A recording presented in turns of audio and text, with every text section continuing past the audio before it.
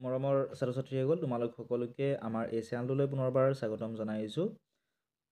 বহুতো ছাত্ৰ ছাত্ৰীয়ে কামৰূপ ডিষ্ট্ৰিক্টৰ ক্লাছ 10ৰ প্ৰি বৰ্ড এক্সামৰ হিন্দীৰ কুৱেশ্যন পেপাৰ সুধি আছিলে। গতিকে তোমালোকৰ বাবে হিন্দীৰ কুৱেশ্যন পেপাৰখন লৈ আহিছোঁ। 100 মাৰ্কছৰ কুৱেশ্যন পেপাৰ, সময় আছিলে 3 ঘণ্টা। 1 নম্বৰ প্ৰশ্নটো চোৱা। 1 নম্বৰত দিছিল प्रश्नों के नीचे दिए गए उत्तरों में से एक सही उत्तर है, सही उत्तर का चयन करो।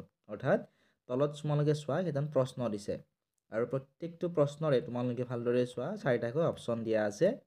যিটো শুদ্ধ হয় সেইটো তোমালোকক বিচাৰি উলিয়াবলৈ কৈছে।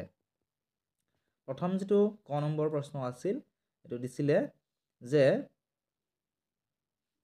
लड़के को जादूगर का कौन सा खेल अच्छा मालूम हुआ। অপশ্যনসমূহ তোমালোকে চোৱা। এই ভিডিঅ'ত মই উত্তৰখিনি তোমালোকক কৰি দিয়া নাই। যদিহে তোমালোক উত্তৰখিনি কৰি দিব লাগে কমেণ্ট কৰিবা। আজি তোমালোকে নিজে চেষ্টা কৰা যে তোমালোকে যদিহে এই পেপাৰখন পৰীক্ষাত আহিলেহেঁতেন তেতিয়াহ'লে তোমালোকে কিমান নম্বৰ পাবা। নেক্সট চোৱা 6 নম্বৰ প্ৰশ্ন। नारद भोलाराम का घर पहचान गए।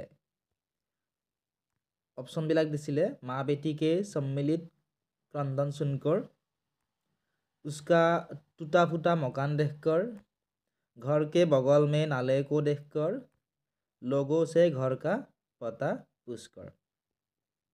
नेक्स्ट क्वेश्चन तो चुआ 9 नंबर। कौन सा काव्य ग्रंथ रवीन्द्रनाथ ठाकुर जी के सन्ध्या संगीत, गीतांजलि और मानसी। नेक्स्ट 10 नंबर प्रश्न तो चुआ। प्रश्न तो आसिले संत कबीरदास के गुरु कौन थे। ऑप्शंस आसिल गोरखनाथ, रामानंद, ज्ञानदेव।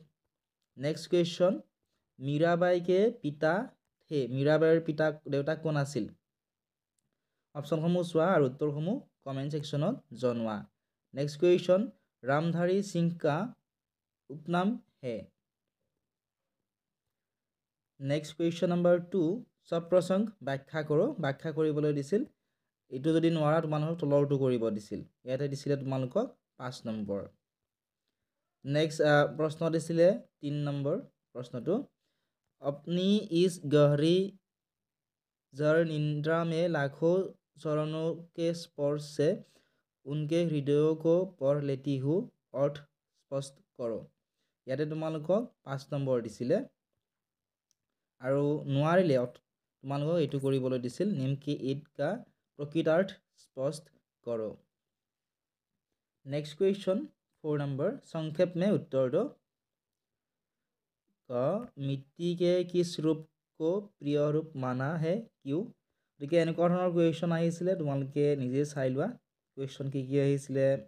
কৈ থাকিলে ভিডিঅ'টো বহুত দীঘলীয়া হৈ যাব। ঠিক আছে। 5 নম্বৰত দিছিলে বাক্যমে প্ৰয়োগ কৰোঁ, অৰ্থাৎ এই শব্দবিলাক প্ৰয়োগ কৰি আকৌ এটা অৰ্থপূৰ্ণ বাক্য তোমালোকক সজাবলৈ দিছিল। এইখিনি গ্ৰামাৰৰ কুৱেশ্যন আহিছিলে। নেক্সট খণ্ড খ তোমালোকে চোৱা 6 নম্বৰৰ পৰা। এনেকুৱা ধৰণৰ প্ৰশ্ন তোমালোকৰ এইবাৰ পৰীক্ষাত আহিব। বহুতো ছাত্ৰ ছাত্ৰীয়ে সুধি আছিলে নিবন্ধ কি কি চাব লাগিব। নিবন্ধ আহিছিলে লাচিত বৰফুকন, अपना जीवन का लक्ष्य, विद्यार्थी जीवन और काजीरंगा।